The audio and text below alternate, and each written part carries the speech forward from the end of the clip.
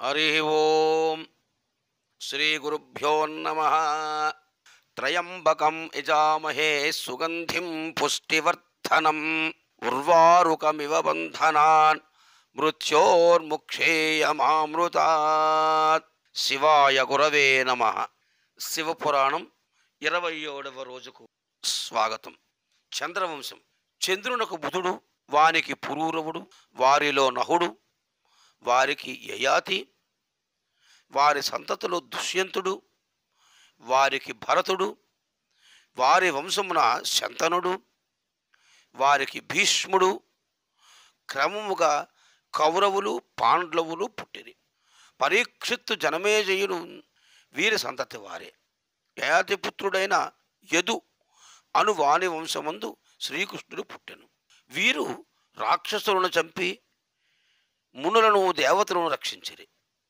ఈ రాజుల చరిత్రలు వినినవారు, చదివినవారు, వ్రాసినవారు ఐశ్వర్యములుగుని సుఖము పొంది సుఖింతురుగాక అని సూతుండు సౌనికాదులతో పలకగా, వారు ఆనందానందమంది ఇంకను గల విశేషంబులు తెలియగోరి, మహానుభావ మేము మీ వలన పెక్కు విశేషములు వింటిమి. లోక సంగ్రహార్థము 18 పురాణమును రచించి శ్రీహరి యొక్క వంశమును జన్మించి సదా పరమేశ్వరారాధన చేసి ప్రఖ్యాతి వహించిన వ్యాస మహర్షి యొక్క కథను మాకు విస్తరించి చెప్పి కృతార్థులను చేయమని అడిగిరి. అందుకు సూతుండు సంతసించి వారికి ఇట్లు చెప్పదొడంగెను. మునులారా వినుడు. మీకు వ్యాసుని కథ చెప్పుచున్నాను. సప్తమహర్షులలో ప్రధానుడైన వశిష్ఠ మహర్షి పౌత్రుడు శక్తి అను పేరు గల మునీశ్వరుడు కలడు. శక్తి అను మునికి పరాశరుడును కుమారుడు కలగడు.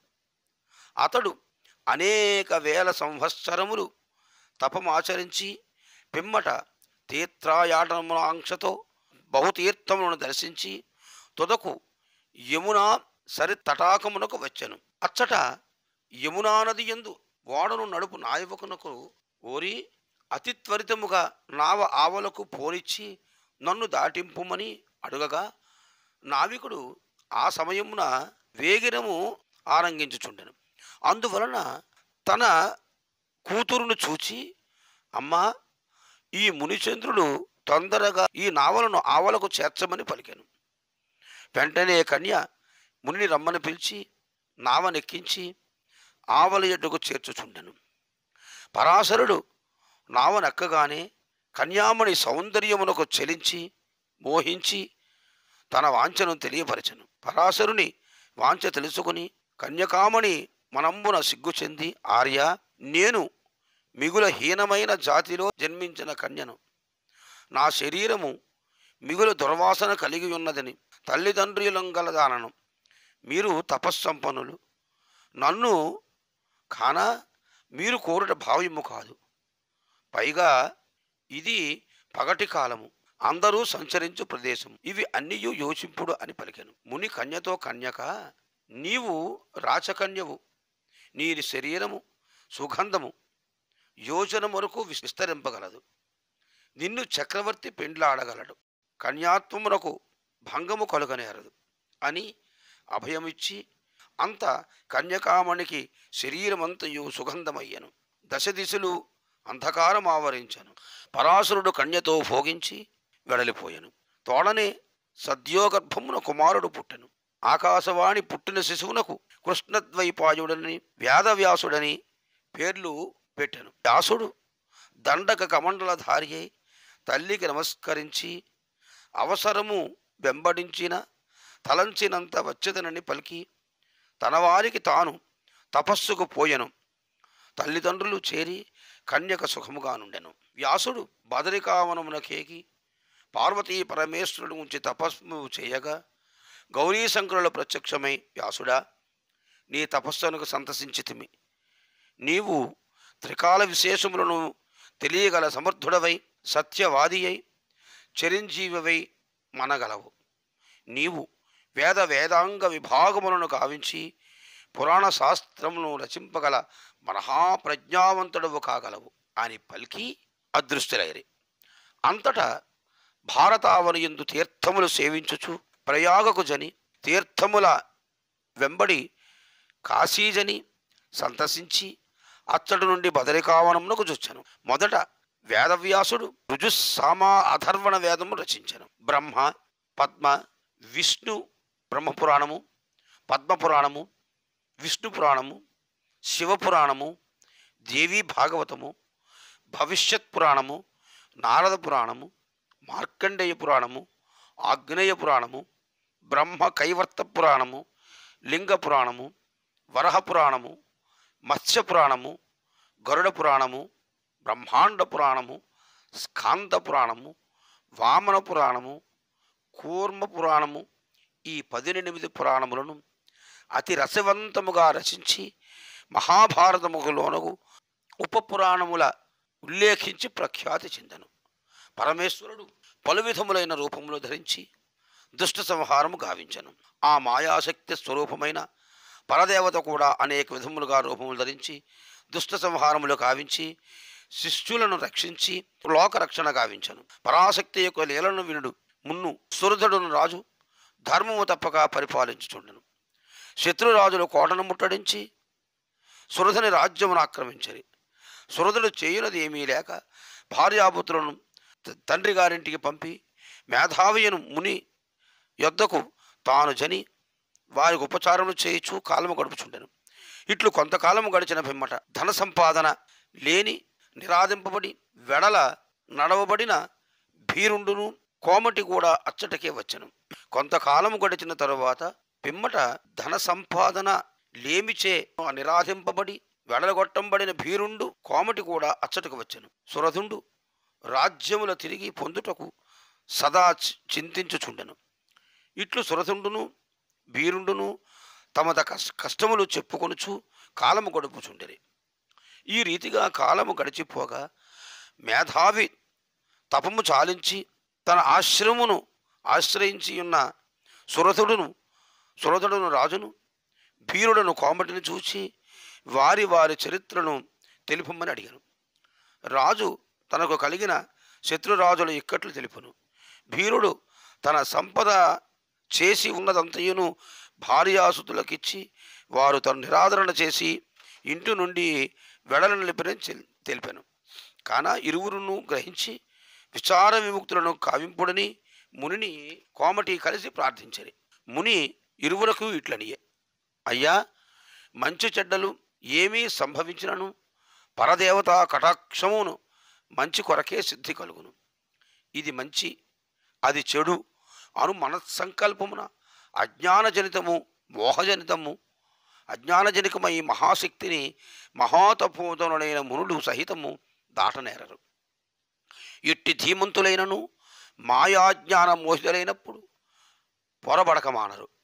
అట్టి మాయ అట్టి కార్యాచరణకు సదావకాశములను కల్పించి దేవేంద్రాది దేవతలను త్రిమూర్తాత్మక ప్రపంచమును కూడా మోహముగ్ధులను చేసి ప్రకృతిలో లీనము చేయును.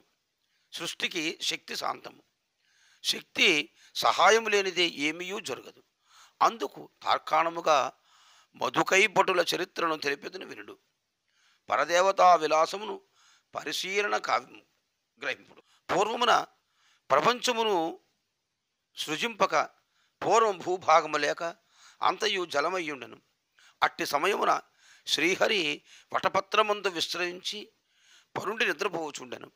ఆ నిద్రావస్థయున్న శ్రీమన్నారాయణి చెవుల నుండి మధుకైభటులను పరమ దుర్మార్గులైన దానవేగ్రాసులను ఉద్భవించి జలమైన ప్రదేశమంతయును తిరిగి తిరిగి వేసారి శ్రీమన్నారాయణ సమీపించి వారి నా సరోజమందు ఉద్భవించిన తపమాచరించుచున్న బ్రహ్మదేవుని నీవెవడమని ప్రశ్నించాను. బ్రహ్మ వారిని చూచి మీరెవరు, ఎందులకెచ్చటకు వచ్చిరి అని అడిగిరి.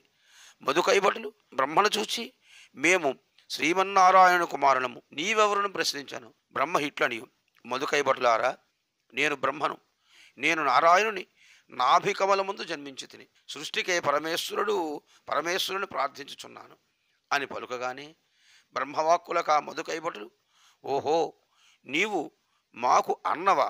అట్లయినా నీవు సృష్టి చేయు కార్యం పూర్తయినది, మా వంతు వచ్చినది, ఇక నీవి పద్మం నుండి తొలగిపోమ్ము అని గద్దించని. బ్రహ్మ వారి మాటలకు భయపడి పరదేవతను ప్రార్థించను. బ్రహ్మ చేసిన పరదేవతా స్తుతిని పరాశక్తి విని మహాకాళీ స్వరూపమును ప్రత్యక్షమై, బ్రహ్మ, నీవు భయపడవలసిన అవసరం లేదు. నేను యోగనిద్రను చెందియున్న శ్రీ మహావిష్ణువు లేపి మధుకైపటలను సంహరింపజేయమని పలికాను. శ్రీహరియు నిద్రావస్థ నుండి బాగా రోకకుడై మధుకటిలతో పోయి బ్రహ్మను సృష్టి చేయనిండు, మీకు వలయు వరములు ఇచ్చేదను అని చెప్పాను. ఆ మాటలకు మధుకైభటులు శ్రీహరిని పరిహసించి, ఓయి, నీవు మాకు వరములు ఇచ్చు, చాలు చాలు, మేము నీకు వరములు ఇయ్యగలము అని పలికిరి. శ్రీహరి వారిని సంహరించుటకే యుత్తమని తలచి, మధుకైభటులారా, మీరు నా చేత చచ్చుటకు వరమొసంగుడు అని పలికెను. మధుకైభటులు విష్ణు రూపమును గ్రహించి ప్రపంచమంతయు జలావరణము ఒకటి యోచించి భూమి లేని స్థలము యందు మమ్మలను సంహరింపవలని కోరిరి. శ్రీహరి వెంటనే ఇరువురును చెరియకు తొడపై నుంచి చక్రము ప్రయోగించి చంపెను. బ్రహ్మదేవుని రక్షించను. కాబట్టి రాజా, వైశ్య, వింటిరా, పరదేవత యొక్క శక్తి ఎట్టుండునో గమనింపుడు, మునులారా వింటిరా అని సూతుండు సౌనికాదులకు చెప్పాను. మహిషాసురుని కథ. సూత పౌరాణికుండు సౌనికాదములను చూచి ఇట్లనియ, మునులారా వినుడు అని మేధావి చెప్పిన కథను చెప్పేదను. మేధావి అను మహాముని రాజును కోమటిని ఉద్దేశించి మహిషాసుర సంహారమును గురించి ఈ కథను వివరించాను. పూర్వకాలమందు సంభాసుడు అను రాక్షసుడు ఒకడు కలడు. వానికి మహిషాసురుడు పుత్రుడు కలడు. అతడు ఘోరమైన తపస్సు చేసి బ్రహ్మను మెప్పించి అనేక వరములు పొంది భూలోకమును మునిను బాధించుచుండెను. శ్రీహరి ఆ మహిషాసురుని బాధలను మునీశ్వరుని వలన విని వారిని సంహరించుటకి పరదేవత సహాయమును పరమేశ్వరుడు ప్రార్థించను. కైలాసవాసి వైకుంఠవాసి యొక్క ప్రార్థన విని పరదేవతా స్వరూపం నుండి ఒక అంశ ప్రజ్వలింపజేసి ఒక కన్యను పుట్టించను. ఆ కన్య స్వరూపమే మహారాజాజ్వల సుల్యపానమై ప్రకాశముతో వెలుగొందుచు. ఆ కన్యకు 3 నేత్రములు కలవు, 8 భుజములు కలవు, త్రిశూల పరశుశంఖ ఖడ్గాది ఆయుధ సాధనములు కలవు. ఆ అట్టి ప్రకాశమానమైన కన్యకా స్వరూపమును చూసి దేవేంద్రాది దేవతలు మహదానమును పొంది ఆమెయే పరమేశ్వరుని అర్ధాంగి అయిన దుర్గాదేవిగా భావించి పూజింపసాగిరి. దుర్గాదేవి దేవతల యొక్క పూజలకు మీరు సందర్శించి, దేవతలారా భయపడకుడు, మహిషాసురుని నేను సంహరించి ముల్లోకములకు నేను కళ్యాణము చేకూర్చదను అని అభయమిచ్చి అదృశ్యులయ్యను.